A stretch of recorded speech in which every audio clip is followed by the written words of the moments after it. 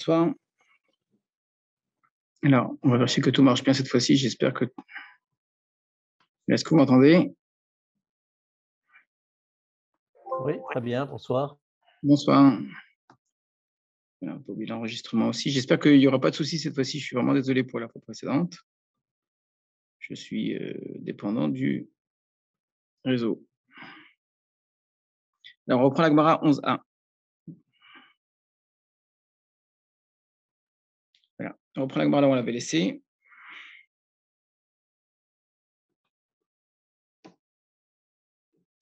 Donc, on avait dit, c'est pourquoi les mères des Kohanim leur apportaient à manger. Tama, la raison, des lomatzlou. Donc, pour ne pas qu'ils prient. C'était ça la raison. Ha, matzlou. Maïté. Donc, si, j'en déduis de là, dit la Gemara, que s'il s'était mis à prier, Maïté, les Kohanim Gedolim seraient morts. Ça serait une inquiétude que l'on aurait, puisqu'on est en train de vous dire que voilà pourquoi les mères amenaient, etc. Je répète, si c'était une simple anecdote d'une superstition des mères, ça n'aurait pas eu sa place dans la Mishnah. Si la Mishnah, après, vraiment insiste pour nous dire que c'est pourquoi elle le faisait, c'est-à-dire qu'il y a une inquiétude derrière. Active, et pourtant il est écrit Ketzipor, Lanoud, Kidror, Laouf, Ken Kil la Trinam. Donc on était comme l'oiseau qui s'envole, etc. C'est ainsi une malédiction qui est vaine, qui est gratuite, c'est-à-dire qu'il ne faut pas s'en inquiéter. Et si quelqu'un vous maudit, vous insulte, etc., pour des raisons qui sont fausses, eh bien, il n'y a rien à craindre. Le Tavo, elle ne viendra pas. Alors, réponse Haoussaba ami pire que des rabats. Donc, il y a un ancien, un zaken, un vieux qui a dit ça, qu'il a appris ça de Rabat. Shami Ali,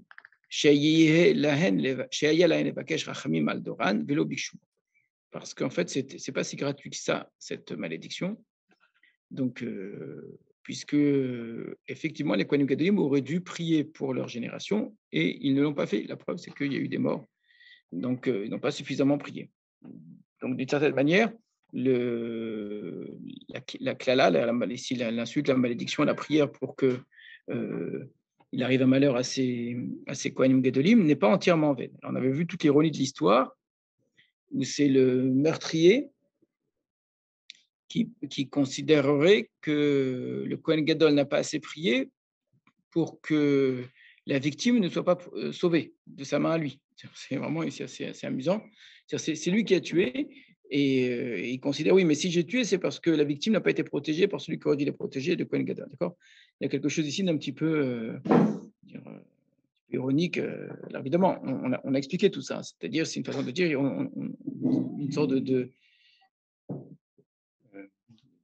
problème général à la société. Et donc, le Kohen Gadol, qui est un petit peu le chef de cette génération-là, aurait dû prier pour ne pas que ça arrive une chose pareille, et que voilà, sa prière n'a pas été entièrement efficace. Donc, il a sa part de responsabilité. Voilà ici pour la première lecture. Veika de Matne, il y en a qui enseignent de la façon suivante. Kedeshit palelu al benem shelo yamutu. Donc, il existe une autre version de notre texte, non pas pour que les mères leur amener à manger, pour ne pas qu'ils prient.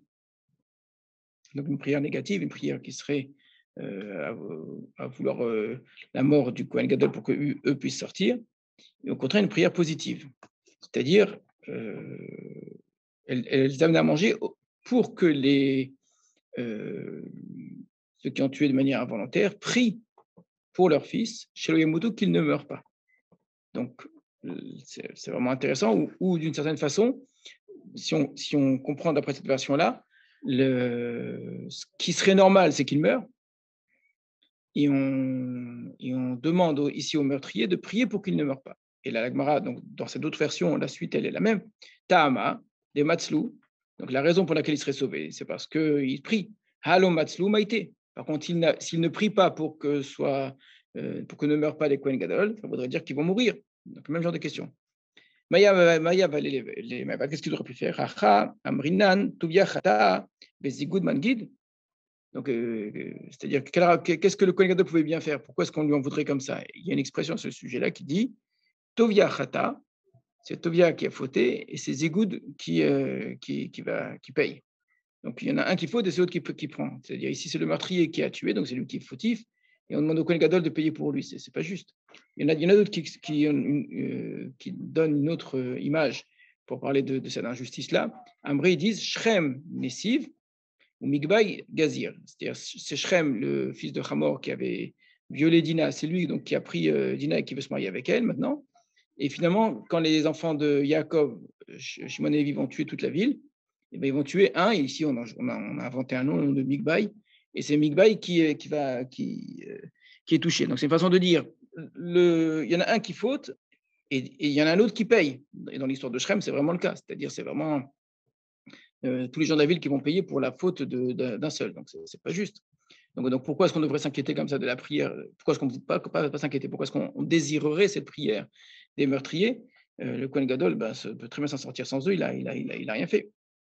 Et là viendra la même réponse qu'on a donnée tout à l'heure. Haouz, ça va, mais pire que des rabbins. Donc, un ancien a donné une réponse à partir de l'enseignement de Rabbah. Shami Ali, donc Rabbah m'avait enseigné, Shayalahen Evakesh, Rachamim Aldoran, Velo Bikshu. Ils auraient dû demander la miséricorde pour leur génération et ne l'ont pas fait. Kaou Gavra, de Achle, Aria, Bichok Tlata par Séminé, comme cet homme-là, qui, on dit qu'il mange, en français,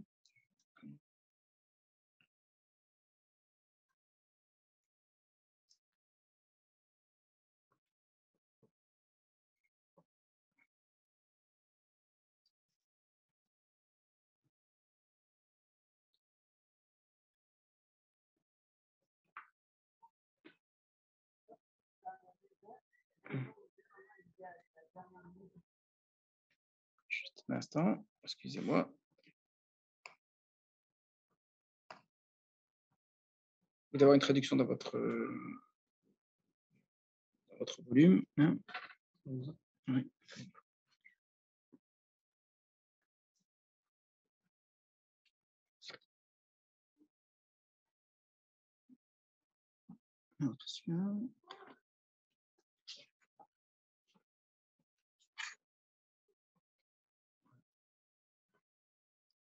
Voilà, c'est ça exactement.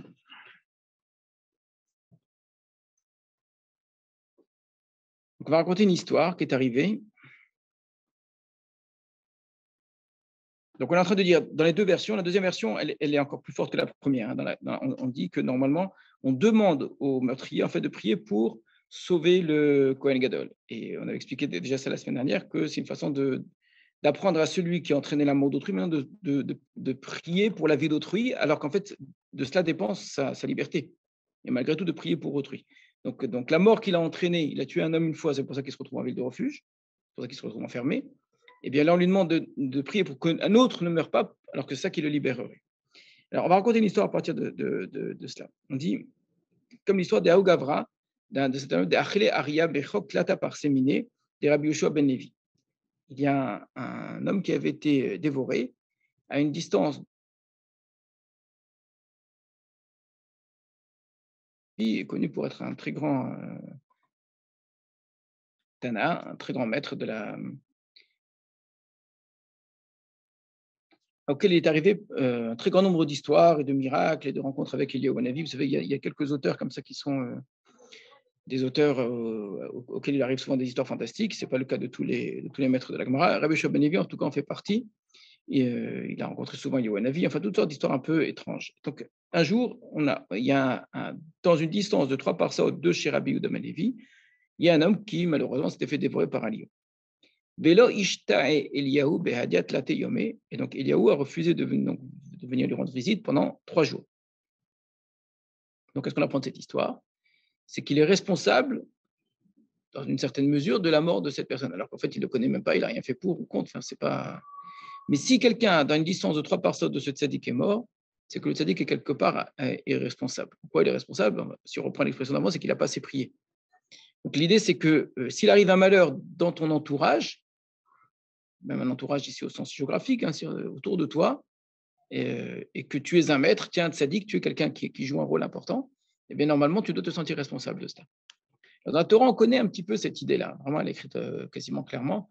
Lorsqu'on découvre un cadavre à la sortie d'une ville, les anciens de la ville la plus proche doivent prendre une génisse, lui briser la nuque au fond d'une vallée et dire nos mains n'ont pas versé ce sang-là. Donc, évidemment qu'ils ne l'ont pas versé. Mais c'est une façon de dire qu'il y a une responsabilité à avoir concernant tout ce qui se passe. Alors là-bas, la responsabilité, elle est peut-être un peu plus claire que dans le cas de Rabbi Ben Levi, parce que les anciens de la ville, on nous explique Rachamim, ont pour fonction, c'est le rôle politique, le rôle de gérer, d'organiser la ville et donc de faire en sorte que tous ceux qui entrent et qui sortent de la ville soient protégés, qu'il y ait des routes, qu'il y ait pas de brigands dans les rues, etc. Et que si quelqu'un s'est fait assassiner, eh bien, c'est que la police n'a pas fait son travail, que ceux qui gèrent n'ont pas fait leur travail, etc. Donc, il y a une responsabilité à avoir. Vous imaginez la scène, si chaque fois qu'il y a une chose pareille qui se produit, le maire, le conseil municipal va prendre une génisse, va tuer la génisse, va poser ça, en disant, voilà, c'est pas nous qui avons fait ça. Hein. C'est donc la prise de conscience. Quand vous avez je sais pas moi, des estrades qui s'écroulent avec, je sais pas combien de supporters dedans et vous avez des centaines de morts, de se dire, voilà, on a une responsabilité. Alors aujourd'hui, la responsabilité, elle existe évidemment. On peut aller en justice. Aujourd'hui, on peut judiciariser tout cela et dire effectivement, on peut aujourd'hui même attaquer l'État en disant qu'effectivement, je ne sais pas moi, la police n'a peut-être pas fait son travail, etc. Mais avant d'en arriver justement à la question de la sanction de la justice, de la prise de conscience que voilà, c'est moi, je suis responsable de ça. Pour Rabbi Yoshua ben Levi, c'est le seul fait que ça s'est passé autour de lui, alors que lui, c'est pas il n'était pas ni ministre, ni chef de quoi que ce soit. C'était un tzaddik. Et que le tzaddik, normalement, doit protéger sa génération. Par contre, au sujet de Rav Pinkus, c'était un maître qui est décédé très jeune, hein, qui n'a pas beaucoup écrit durant sa vie, mais on a beaucoup écrit à partir des cours qu'il avait donnés après.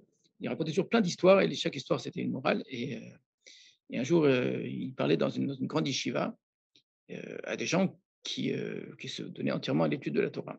Et il leur a dit, n'est-ce pas qu'on ne va pas à l'armée, nous l'armée de l'État d'Israël, c'est pas pour nous. Non, on ne va pas à l'armée. Il dit, non, on sait très bien que c'est pas ça qui sauve le peuple d'Israël, c'est la tefila, c'est l'étude, c'est la Torah. C'est vraiment parce que nous, on sait que c'est grâce à la Torah que l'âme Israël peut être sauvé et peut gagner des guerres ou perdre des guerres. C'est pas grâce à l'armée. On dit, ouais, tout à fait. Il dit, vous ne trouvez pas qu'on fait mal notre travail? C'est vraiment, ça dépend de nous. Alors, pourquoi on est dans cet état?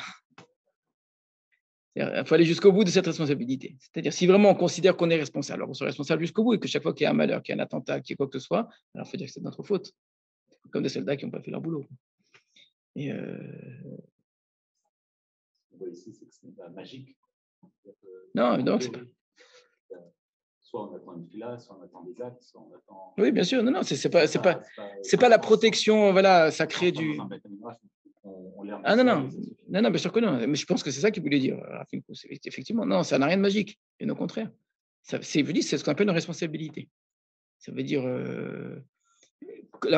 Certains vont dire, le simple fait que Rabbi Yoshua ben Levi soit dans un endroit où sa prière aurait dû sauver. On n'est pas obligé de comprendre comme ça. Exactement. Ça veut dire son influence, elle a été limitée. Ça veut dire ses élèves qui ont des amis, qui ont des cousins, etc. Plus un homme a une forte personnalité, plus il arrive à influencer. Donc si finalement, à 3 pas de chez toi, il y a eu un mort, il y a quelqu'un qui s'est fait dévorer par un animal, en plus, un animal, on ne va pas aller plus qu'un animal, c'est quelque chose qui ne va pas. D'accord.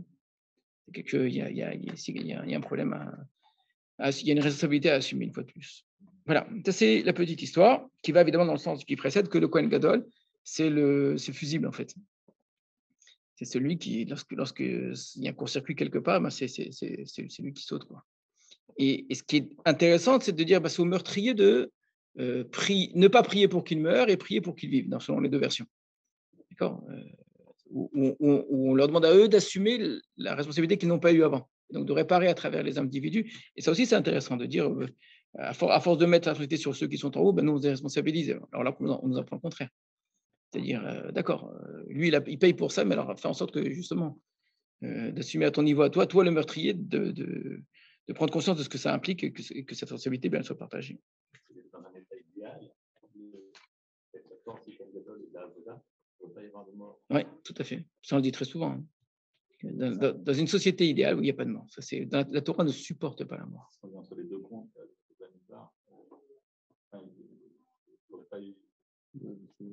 mais c'est très simple. Il y a 3 débuts de Sefer Yoshua. Première guerre, elle est miraculeuse. Ils sonnent les trompettes. La ville, elle tombe. Deuxième guerre, il y a 36 morts. Yoshua, c'est une catastrophe. Il dit non, pourquoi on est venu? Non, on s'en va. On ne va pas rester dans ce pays. C'est quoi, ça va, c'est à la guerre, là, comme à la guerre, quoi, il y a des morts. Ah non, on n'est pas venu pour mourir. C'était pas prévu, ça, qu'il y ait des morts. D'accord. La guerre, il y a des morts, non. Et ça veut dire, effectivement, c'est qu'il y a une faute.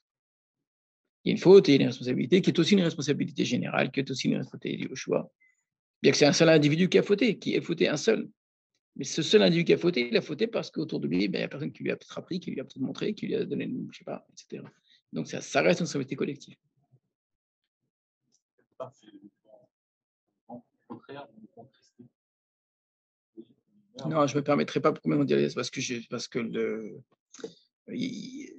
il y a l'idée d'une mort qui va absoudre, etc. Mais il y a aussi l'idée d'une responsabilité personnelle. L'un n'exclut pas l'autre complètement. Ce qui est intéressant, on avait dit quand on lisait la Mishnah, on avait cette impression que c'est la mort du Kohen Gadol qui a, par sa mort, la mort du tzaddik, qui vient absoudre. Et ça, on l'a complètement démonté, cette idée-là. C'est clair. Ça, en tout cas, on l'a enlevé. Je ne dis pas que c'est l'inverse complètement, mais l'idée qu'on aurait pu avoir en lisant la Mishnah ou même la Torah, que le Kohen Gadol, par sa mort, il a amené la réparation, etc. On l'a complètement. On dit, c'est normal qu'il est mort, il a fauté. Donc, on a gâché complètement cette idée-là. Alors, là, on était dans la notion de responsabilité à travers l'histoire de Rabbi Yoshua ben Levi. On sent qu'on est en train tout doucement de basculer vers la Haggadah, puisque nous parlait de Rabbi Yoshua ben Levi, il parlait de comme sanction que Eliyahu ne lui est pas apparu. Navi, donc c'est un être, je ne sais pas comment le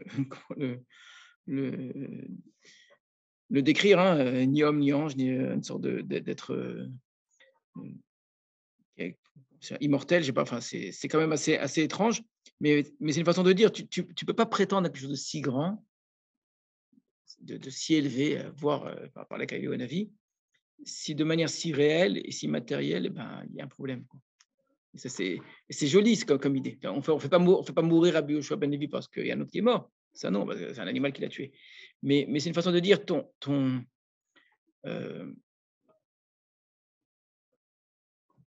parcours personnel, spirituel, ton élévation, etc., est dépendante du bien-être physique de tes voisins. C'est étonnant qu'ils aient pris comme exemple justement une bête, parce qu'on aurait pu mieux comprendre l'histoire si ça avait été un vol, un brigand. Au contraire, non. Au contraire, là, c'est vraiment pour dire, si on avait pris un brigand, on aurait dit c'est un être humain, il a une liberté, etc. Là, c'est une façon de dire vraiment, même ça. Ouais, mais on peut dire, si c'est un brigand, c'est qu'il n'a pas été éduqué comme oui, justement. etc. Je crois que c'est pour ça qu'on a pris cet exemple. En quoi mon bon comportement aurait empêché un lion de dévorer quelqu'un qui se promène en forêt? La prudence pour celui qui est sorti, l'attention d'autres qui auraient peut-être vu le lion avant, qui serait passé, qui aurait empêché à ce qu'il arrive. Ouais. Je crois que c'est fait exprès. À mon avis, c'est justement ça. C'est pour ça qu'on a pris cet exemple-là. On n'a pas dit que quelqu'un est mort même par erreur à cause de quelqu'un d'autre. Ouais, on n'a pas dit que quelqu'un est tombé d'un toit ou ce serait sa négligence personnelle. Non, c'est même pas ça. Il faut dire qu'il y a une négligence avec. Ça veut dire la nature devient un danger elle-même par la négligence des hommes. Même mettre le compte de la nature, j'accepte pas.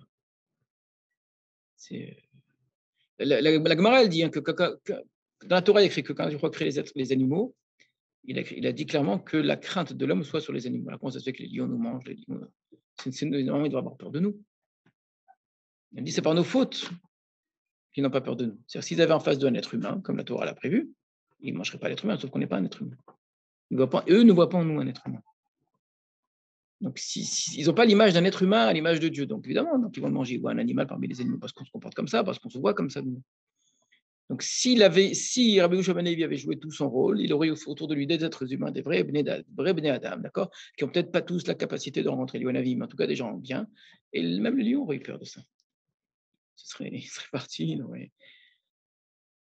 On est dans la Haggadah, évidemment. C'est-à-dire qu'il faut comprendre que le message ici est très fort et il est vrai, indépendamment maintenant de la réalité historique de l'événement. On va passer justement, vous voyez, on bascule tout doucement. Comment on prend la mort, par exemple, des Égyptiens, des responsables, en fait, de la vie de tous. Alors, ce que tu dis est une vraie question qui s'est posée au cours du XXe siècle. qui ne se posait pas tellement avant finalement, où cette idée elle a tellement été intégrée. Donc je la pose à voix haute la question de Charles. Charles dit comment est-ce que dans ce cas-là on comprend la mort des Égyptiens, où là aussi il y a mort d'homme et finalement on ne nous fait pas assumer cette responsabilité de la mort des autres. Au contraire, il faut dire qu'on s'en réjouit, mais on l'accepte et on y voit un triomphe, une réussite, et voilà, une victoire, et là, il a fin d'une oppression, etc., etc.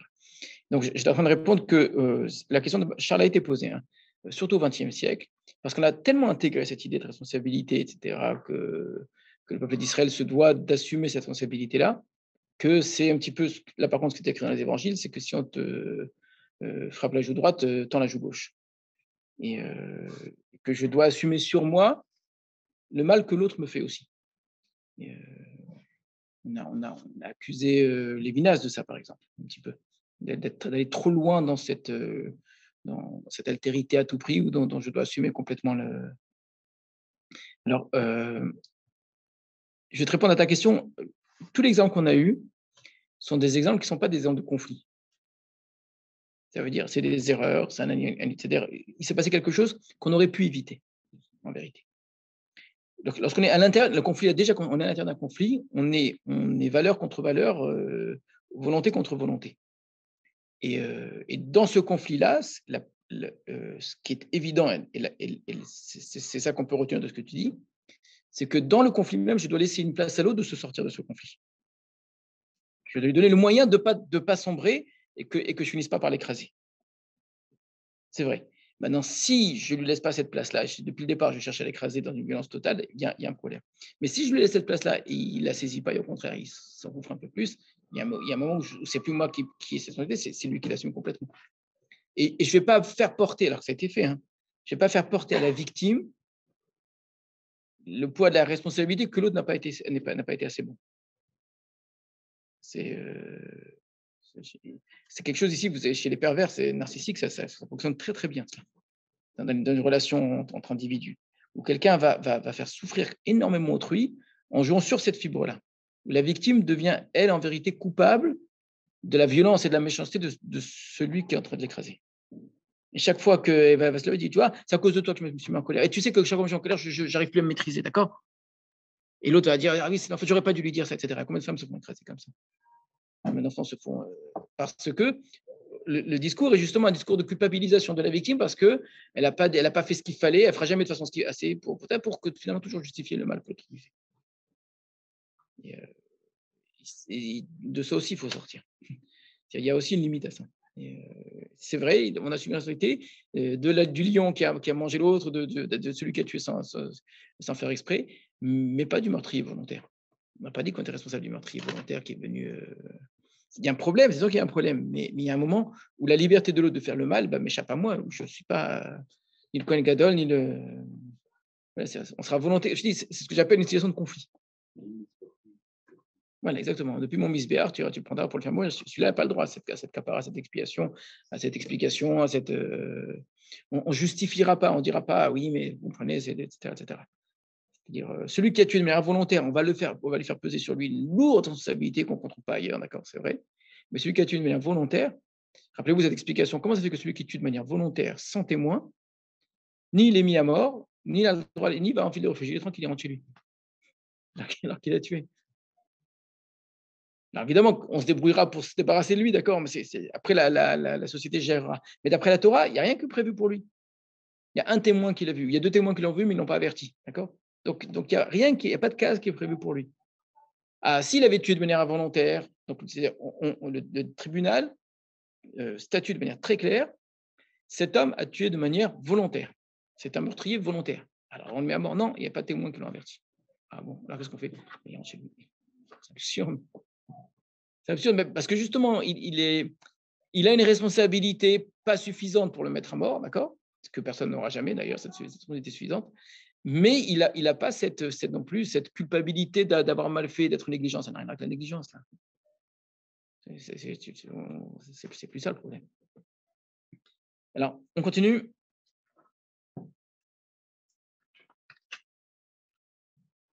Je reprends juste la dernière phrase que j'avais dite, c'est que c'est intéressant de voir que la sanction, entre guillemets, pour Rabbi Yoshua ben Levi, que quelqu'un soit mort dans son entourage, c'est de ne pas avoir pu voir Eliyahu Hanavi, c'est-à-dire une façon de lui faire comprendre que ton accomplissement, ta progression, ton élévation spirituelle dépendent du bien-être physique des gens qui sont autour de tes voisins, et que tu ne peux pas prétendre à t'élever spirituellement si autour de toi, il y a des gens qui meurent, même de manière accidentelle, s'il y a de la souffrance, etc.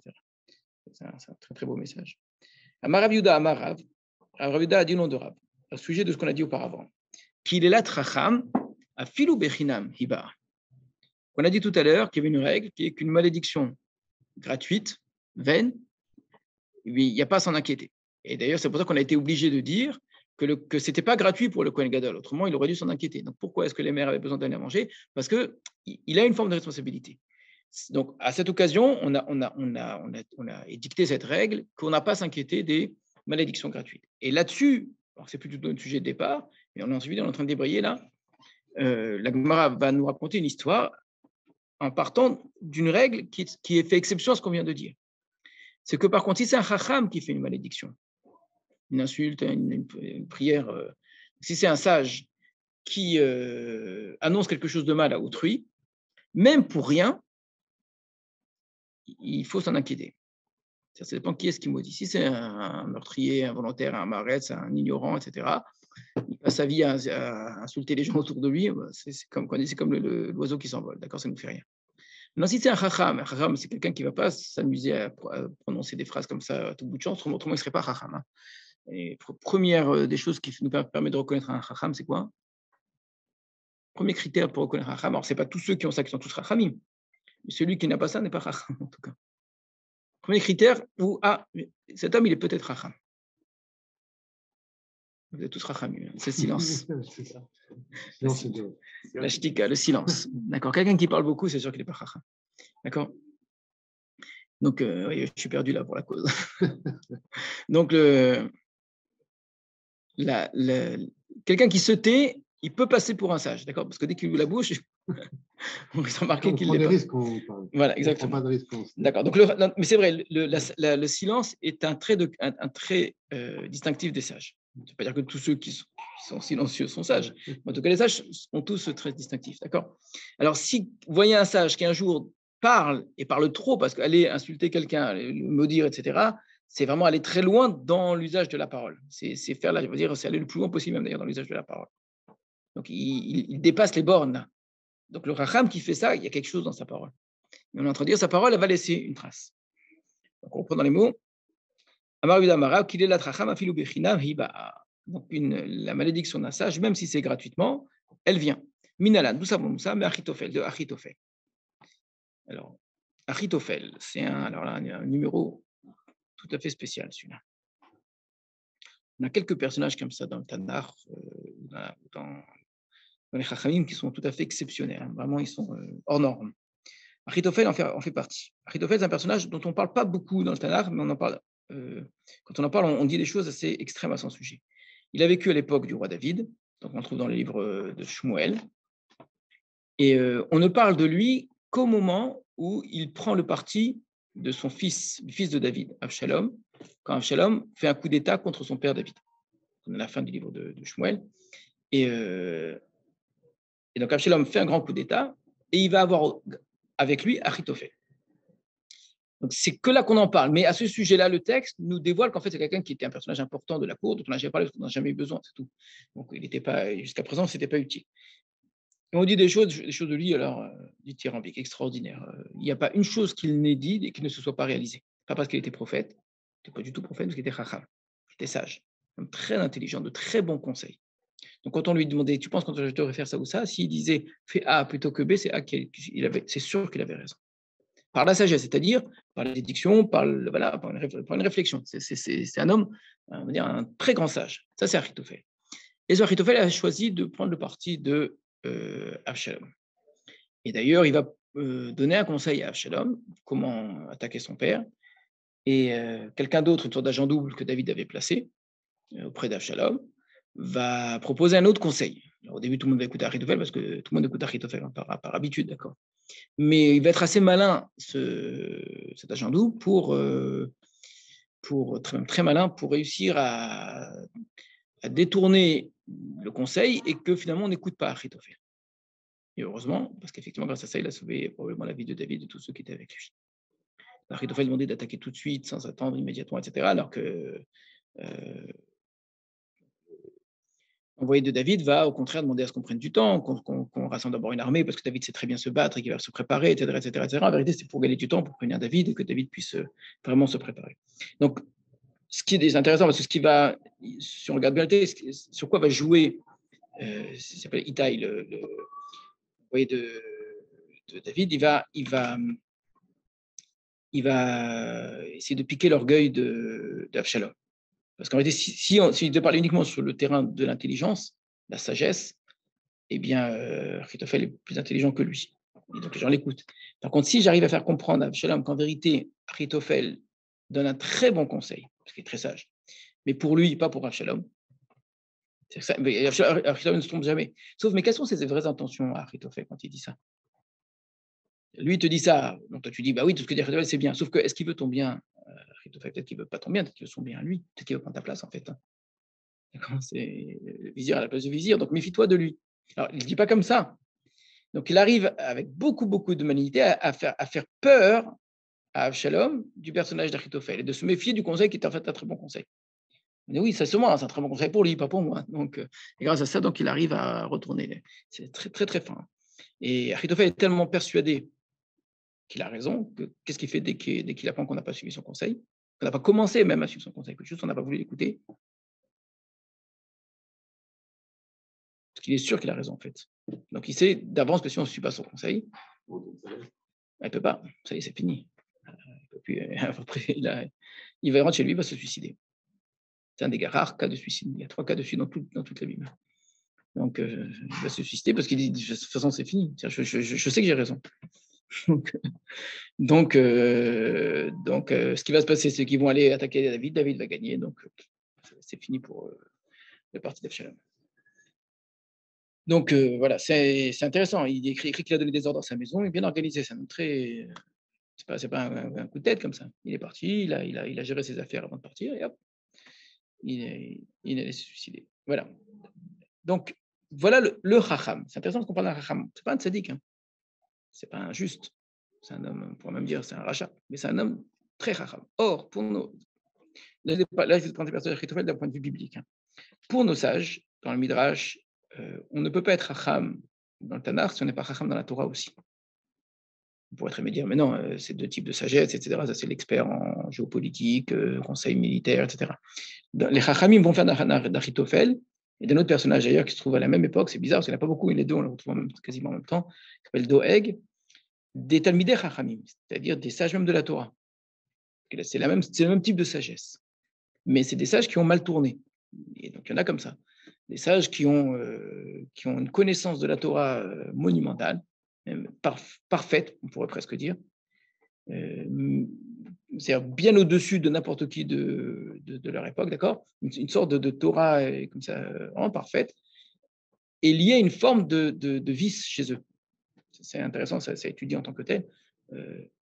C'est pas un hasard, c'est-à-dire il y a quelque chose qui fait qu'une Torah comme ça, trop parfaite dans l'intelligence, se trouve chez des hommes qui ont un vice moral, un vice dans la relation humaine, quelque chose comme ça. Comme s'il y a un dérèglement chez eux. C'est un petit peu, si vous voulez, l'image du savant fou. On trouvera dans d'autres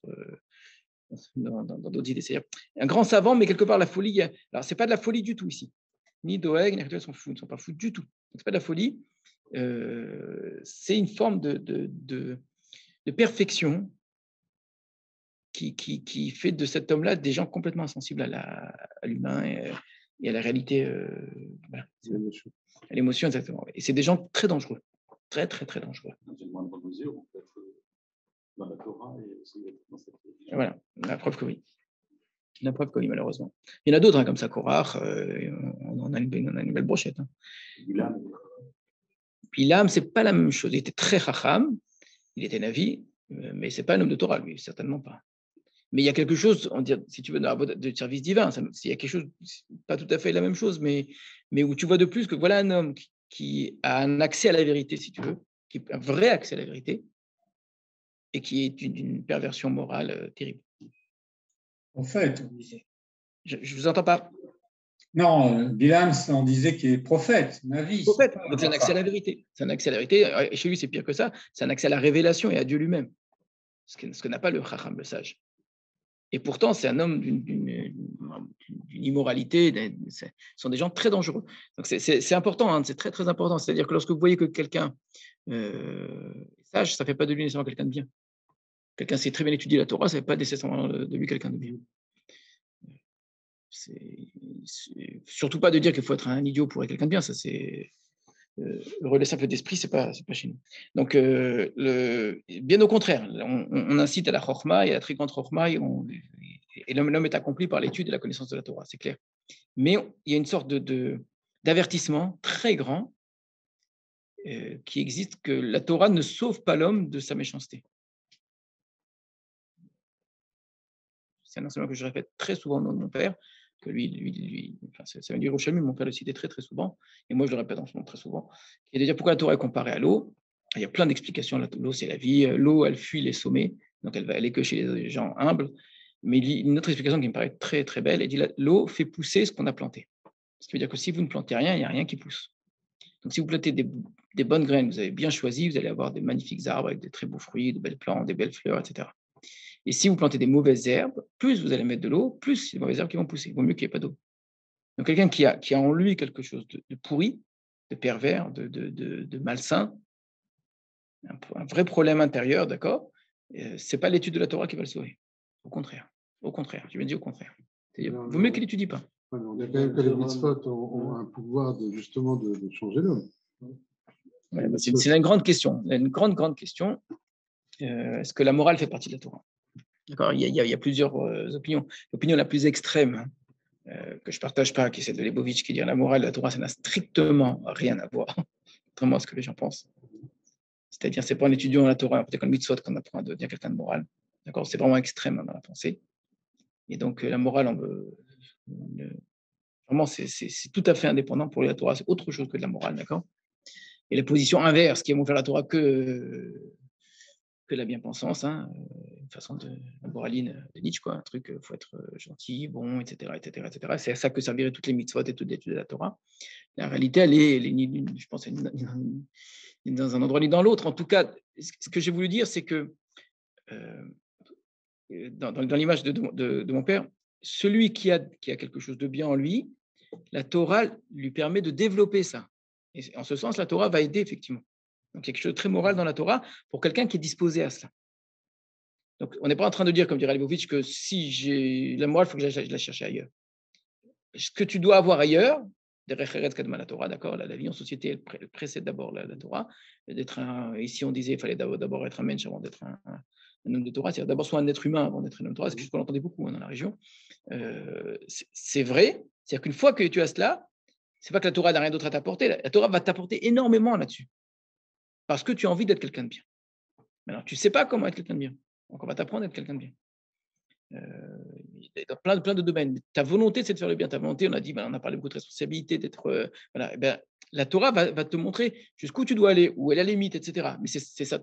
Mais si depuis le départ, tu n'as pas envie de ça, si depuis le départ, ce qui t'intéresse dans la vie, c'est le pouvoir, je veux dominer, je veux la possession, je veux posséder, etc. On va te donner la Torah, on va te donner l'intelligence. La Torah, elle va te donner vraiment beaucoup d'intelligence et tu vas utiliser l'intelligence pour écraser et avoir plus de pouvoir, etc. D'accord. Un autre exemple de ça, c'est le Yerovam ben Nevat, le premier roi d'Israël, quand il y a eu le schisme. Les Chachamim aussi en font une sorte de génie de la Torah. Et pourtant, c'est lui qui va être à l'origine du schisme, c'est lui qui va faire fauter tout Israël dans la Avodah Zarah.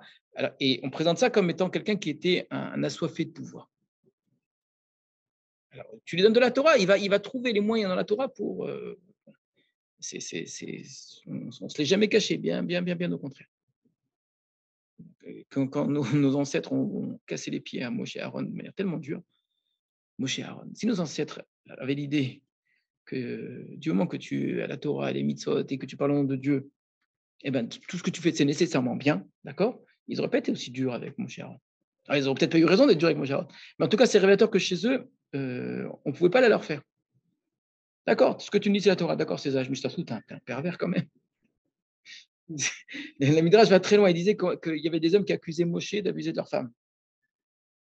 Ouais, qu'est-ce qu'il fait Moshe dans la tente ou d'aller piquer un peu d'argent. Moshe, c'est absurde. Je ne pense pas que historiquement, c'est une trace quelconque. Mais le Chachamim veut nous éveiller l'idée. Attention, ça veut dire on est à l'abri de rien. On est à l'abri de rien. La Torah ne sauve pas quelqu'un qui a une. Ramban Naval Birshut Torah. L'étude de la Torah, c'est une chose. L'accomplissement des mitzvot, c'en est une autre. Et ça, c'est la morale. On peut dire la morale juive, c'est l'accomplissement des mitzvot. Non, même ça, non. Même non. Vous aurez des gens qui seront des techniciens supérieurs de l'accomplissement des mitzvot et des gens très dangereux pour autant. Mais où est la notion de morale dans la Torah? C'est une notion, c'est pas une notion a priori. Les prochain comme toi-même. Je pense que la morale traverse toute la Torah, bien au contraire. Maintenant, je ne dis pas que c'est son objet ultime. On n'a pas les moyens de la mettre en application autre que la halakha. Oui, et pourtant, je répète, quelqu'un qui fait la halakha, s'il n'a pas chez lui un préalable positif, un préalable bon, c'est une personne bonne, d'accord? S'il n'a pas ce préalable-là, ce n'est pas la Torah qui va le rendre meilleur nécessairement. Il faut se méfier. Et vous avez plein de gens aujourd'hui qui ont fait teshuva sur le tard après avoir été des voyous et avoir fait je ne sais pas combien d'arnaques au carbone, la taxe carbone et au je ne sais pas quoi, etc. Mais plein, et qui sont avec un grand chapeau et des péotes, etc. Ils se donnent bonne conscience comme ça. Mais ça reste des voyous. C'est une transgression de la halakha. Je suis d'accord, c'est une transgression de la halakha. C'est pour ça que là, je vous ai montré des exemples qui sont caricaturaux. Mais parfois, la transgression de la halakha, elle ne se voit pas parce que quelqu'un de très chacham va vous envelopper cela dans un discours qui sera un discours très persuasif que ce qu'ils font, c'est bien. Et qu'au contraire, c'est pour le bien, c'est pour la Torah, etc. Et qu'en fait, il leur manque une référence morale intérieure qui leur dit non, c'est mal. Et les gens qui sont autour d'eux ne peuvent rien dire parce qu'ils se disent non, mais s'il le dit, c'est que c'est certainement très bien. Et qu'ils ne se rendent pas compte que non, c'est quelqu'un qui n'a pas de conscience morale.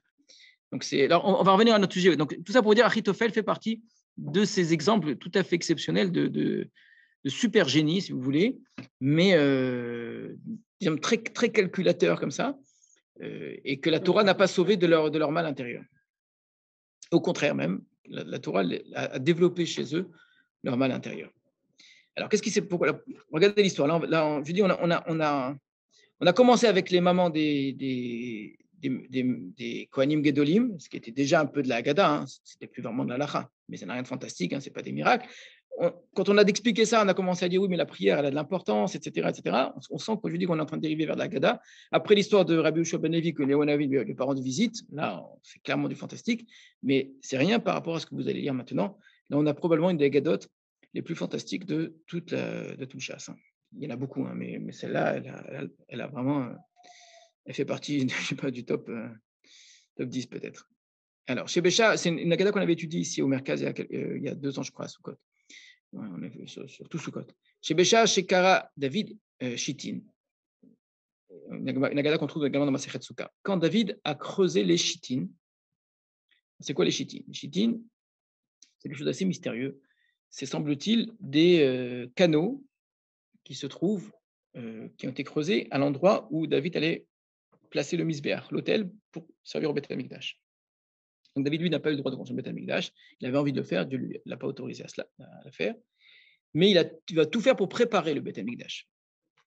Il va acheter l'endroit du Beth Amikdash et il va creuser ici, pendant les Shittin, c'est-à-dire c'est des canaux qui sont en dessous du Misbéach pour évacuer le sang et surtout le vin, quand on verse les libations de vin et parfois les libations d'eau. Donc on creuse. Alors nous, on creuse jusqu'où? On dirait jusqu'à la nappe phréatique.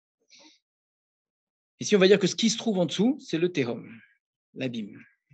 Alors, normalement, le mot théum, c'est un terme qui est utilisé dans la Bible pour parler comme dans le mot abîme, les abysses, les fonds marins. Maintenant, dans l'Antiquité, à quoi renvoie le théum, l'abîme? Pas du tout comme l'image que nous, on a, une sorte de... Vous avez la géologie, il y a une sorte de vallée comme ça très profonde dans la mer, et au bout, il y a bien un morceau de terre, d'accord? L'image des abîmes, on voit quelque chose, le mot abîme a pris ce sens-là en français, quelque chose qui n'a pas de fin, d'accord? Ou c'est une fois qu'on y est, c'est une sorte d'infini, mais le mot infini pris pas dans l'infini de l'espace, etc., l'infini dans une forme de, comment dire ça, Chute. de chute, oui, alors ça voudrait dire quoi exactement? L'infini dans une forme de non-existence. Ce n'est pas l'infini de ce qui existe, pour imaginer un monde infini, d'accord? Les Grecs s'imaginaient quelque chose d'infini, d'accord? Là, c'est l'infini de l'abîme, c'est l'infini de ce qui n'existe pas. Donc, une sorte de vertige de quelque chose qui est le non-être, d'accord? Alors, on va le lire. Donc, quand David a creusé le Shittil, Kafa Tehuma, le Théum a commencé à remonter. Donc, c'est de l'eau qui commence à remonter. Baal et Mishte fait Alma, et cette eau a voulu donc recouvrir et noyer le monde entier. Voilà. Incroyable comme histoire. Donc, un jour, dans l'histoire de l'humanité, le monde a failli être immergé par les abîmes. Quel est ce jour? Le jour où David a voulu a creusé les fondations du Misbéach. Regardez ici une forme de paradoxe. Hein. Il veut construire quelque chose de grand, d'élevé, et c'est le moment dans l'histoire, et c'est la raison pour laquelle dans l'histoire, c'est l'inverse qui va se produire. Parce que ça veut dire quoi construire le Misbéach, l'autel? C'est faire du monde, pour la première fois dans l'histoire, le lieu de la présence divine. On a commencé avec le Mishkan, d'accord? Mais le Mishkan, c'est considéré comme quelque chose de provisoire. L'idée d'un Beth Amikdash, c'est annoncé comme étant, de manière réaliste, hein, c'est présenté comme étant le lieu de la présence divine sur Terre. Donc faire de ce monde physique, le monde que Dieu a créé, enfin, ce qui était attendu depuis la création du monde, enfin le lieu où Dieu est sa place. Donc Dieu crée le monde, en créant le monde, il s'extrait en certaine façon de ce monde, d'accord, il détache le monde de lui-même. Et vient un moment extraordinaire dans l'histoire où on pose les fondations de cette place dans laquelle Dieu va enfin prendre sa place. Et c'est là qu'à ce moment-là, c'est l'inverse qui risque de se produire, où le théum va immerger le monde. Donc, théum, ça renvoie au Tovavu, c'est-à-dire qu'on revient en fait à l'état d'avant la création. Alors, avant la création, il y a écrit qu'il y avait les rois Elohim Merachefet al Pene Tehom, l'esprit de Dieu qui planait au-dessus du théum, le mot c'est théum, d'accord, avant la création, avant que Dieu dise que la lumière soit, etc. Donc, si le théum recouvre tout, eh bien, on reviendra à ce moment-là de la création. Incroyable comme histoire. Alors, comment est-ce qu'on fait dans un cas pareil? Imaginez-vous l'eau qui monte et David qui comprend que bientôt l'univers sera effacé par le théum. Je ne sais pas quel terme utiliser, parce qu'effacer, il y aurait une sorte d'anéantissement, dans le sens du mot du néant, d'accord? D'anéantissement, mais pas, le mot anéantissement a pris un autre sens en français.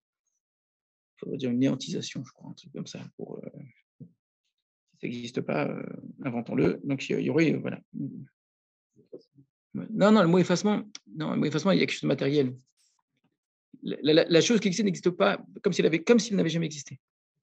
Une nihilisation, voilà, d'accord. Il y a une néantisation. C'est pas effacer. C'est faire que la chose, comme si la chose n'avait jamais existé. Comme dans les films fantastiques où tu appuies sur un bouton, le monde n'a jamais existé en fait. Donc on revient à cet état du théâtre. Et David, il voit ça, il comprend ça. Alors qu'est-ce qu'il fait, David, dans un cas pareil? Il a une lourde responsabilité là. J'ai voulu bien faire, mais là j'ai appuyé sur le mauvais bouton. Alors, il faut refermer. Comment on referme le terme? C'est ça toute la question. Amar, et il a dit Maou lirtov shem achaspa mishda betehuma. D'accord? Donc, Maou, est-ce que, c'est une question qu'il pose à l'assemblée qui était là, donc tous les gens qui étaient autour de lui, Irtov Shem, d'écrire le nom d'Hachem à Chaspa sur un bout d'argile. Donc, il va prendre un bout de terre, comme ça, il va écrire le nom de Dieu dessus.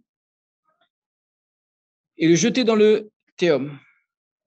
Et à ce moment-là, il imagine que ça va se baisser. Regardez Rachid.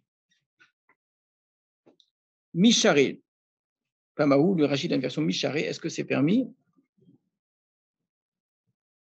d'écrire le nom de Dieu sur un bout de... On va faire le Rachid avant d'abord. Kafa Tehoma, le théum est remonté. Safa Théum, le théum s'est mis à submerger.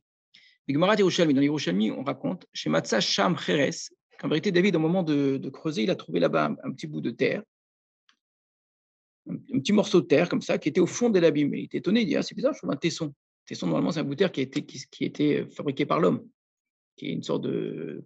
Argile. Ouais, un bout d'argile, mais voilà, exactement, quelque chose qui était comme pièce, si vous voulez. Donc, il était surpris qu'au fond du théum, il trouve ça. Shigbia, Kolo, Marlo, Altiteleni. Et le Kheres, le bout de terre, s'est mis à parler, à dire à David, ne me soulève pas. Mikandi, Shani Kavush à la théum, car je suis posé sur le théum, Miyom Matan Torah, depuis le moment du don de la Torah, Sherada Kola Haaretz, où toute la terre a tremblé. Donc le jour où toute la terre a tremblé, en vérité, il y a déjà eu un risque de théum à ce moment-là. On a failli sombrer dans le théum. On va retrouver la même chose. Si la Torah est donnée, c'est merveilleux. Mais si la Torah est donnée, eh bien, il y a une sorte d'équivalent qui se produit, une sorte d'équilibre dans le monde qui se produit.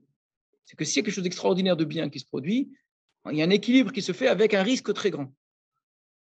Donc, au moment où la Torah est donnée, la terre s'est mise à trembler et le théum aussi a failli repartir. Mais là, le problème a été réglé vite. Il y a un bout de terre qui a été posé sur le théum, un simple minuscule bout de terre qui est posé sur le théum. Ça suffit, ce bout d'argile. Comme quoi, il ne faut pas grand-chose pour contenir le théum. Et ce bout de terre a parlé. Il lui a dit, ne me soulève pas. Hein. Et David n'a pas fait attention. L'Oshama David, l'Idvarab, David n'a pas fait attention à ce qu'il a dit. Et il l'a pris. Donc, ça rend l'histoire encore plus bizarre. Parce qu'au début, on a compris que David n'a pas fait exprès. Il a creusé trop profond. Quoi. Il allait trop loin. Là, ce n'est pas ça. Là, il n'a même pas fait attention. Il y a un moment, on lui a dit, non, stop, arrête-toi là. À quoi ça vous fait penser à un bout d'argile qui parle?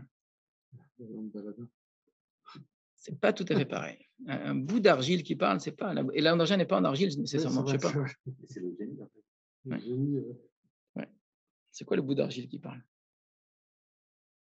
Ah, le golem, non? Vous n'êtes pas loin, mais il est plus simple. Pourquoi le golem n'est qu'un ersatz de ça, de l'humain, c'est nous. Nous sommes des bouts d'argile qui parlons. On est fabriqués par l'argile, on parle. Adam Arishon. Et nous, pareil. Madame Arishon et nous, c'est pareil. C'est l'être humain. L'être humain, Iyov, il dit Bate Homer. On est des maisons d'argile. Il y a plein de choses dedans, mais on reste des maisons d'argile. Shochne Bate Homer. Nous résidons dans des maisons d'argile. Donc on habite, notre âme, si vous voulez, notre être, habite une maison d'argile. Donc ce petit tesson-là, c'est une des explications qu'on va pouvoir apporter. Hein. Là, évidemment, on est dans l'allégorie, donc après, à nous de. Mais ce bout d'argile qui est posé sur le théum et qui parle, ce qui soutient, qui empêche le théum de passer, c'est cet homme. Que si tu soulèves cet homme-là, attention, pas trop. Tu vas submerger le monde par l'abîme. Méfie-toi de l'homme qui s'élève trop. Quoi. Alors, où j'en étais. Ça, c'était pour l'histoire du. Donc, David, je continue de Rashi. Et David donc, a posé la question Misharen et Mirtav Shem, est-ce qu'on a le droit d'écrire le nom d'Hachem sur le tesson? Et je vais remettre dedans. Et la même chose, un bout d'argile dans lequel est le nom de Dieu, c'est quoi? C'est. Alors, tu as raison que ça nous renvoie à la Sota, on va y arriver. Mais c'est quoi le bout d'argile? Ça, c'est pas un bout d'argile. C'est un parchemin dans lequel on va. Mais c'est quoi un bout d'argile dans lequel il y a le nom de Dieu? C'est aussi l'être humain. Ce qui nous fait vivre, c'est pas l'argile. Ce qui nous fait vivre, c'est parce qu'on a l'image de Dieu. Donc, il y a quelque chose de Dieu en nous qui fait qu'on est et de l'argile et Dieu. Même dans Bereshit, il me semble que le divin a soufflé Ouais, dans exactement. nos narines. Tout à fait, exactement. La parole a traversé. Donc, on est plein de cette parole divine. Donc dire que je prends un bout d'argile, je vais écrire le nom de Dieu, c'est je redonne le côté divin à l'humain. Est-ce que je peux faire ça et remettre dans le théum? Est-ce que ça va calmer le théum? D'accord? Réponse. Alors, Rachid, d'abord. Pourquoi est-ce qu'il pose la question? Panim chakou, amaim, de peur que l'eau n'efface le nom de Dieu. Veover, il va transgresser. Mishum beibatem et shemam. Vous effacerez leur nom. Velotas, vous ne ferez pas ainsi pour Dieu. Vous effacerez le nom de toutes les idoles, etc. Mais vous ne ferez pas ainsi pour Hachem. Donc, c'est interdit d'effacer le nom de Dieu. David est là devant une question à l'arc. Là, on est dans de la Gada pure, vraiment, où on est parti sur les choses les plus fantastiques qui soient, d'accord? On a dépassé Harry Potter, tout ce que vous voulez. Là, vous avez, on a le bouton de fin du monde là, qui est en train d'apparaître. Et ce qui fait qu'on est vraiment dans de la Gada, c'est que tout d'un coup, il y a une question purement halakhique. Bon, j'ai le droit d'effacer le nom de Dieu pour ça ou pas? Ah, ça, on n'a pas le droit d'effacer le nom de Dieu. Attends, mais tu vas sauver le monde. Non, mais j'étais pas le droit de faire ça. Bizarre comme question. On a le droit de transgresser toute la Torah pour sauver la vie d'un être humain, même quelqu'un qui même s'il va vivre quelques secondes. Et là, tu vas sauver l'humanité tout entière. Donc, où est ta question, d'accord?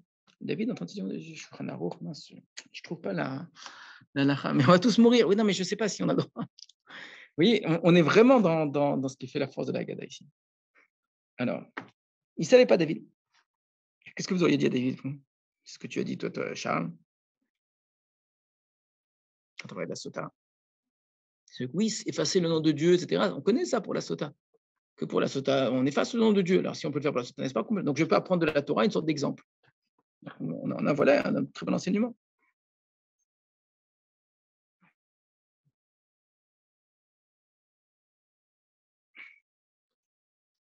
Alors, on va devoir s'arrêter là. Et Bézat Hachem, on continue la semaine prochaine.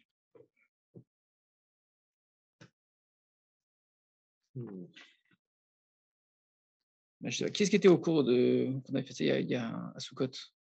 On avait étudié cette Haggadah sur toute la fête de Sukkot. Non, je crois que vous n'étiez pas là. C'était dedans, vraiment, c'était Sukkot d'avant le Covid. C'était la première année, je crois.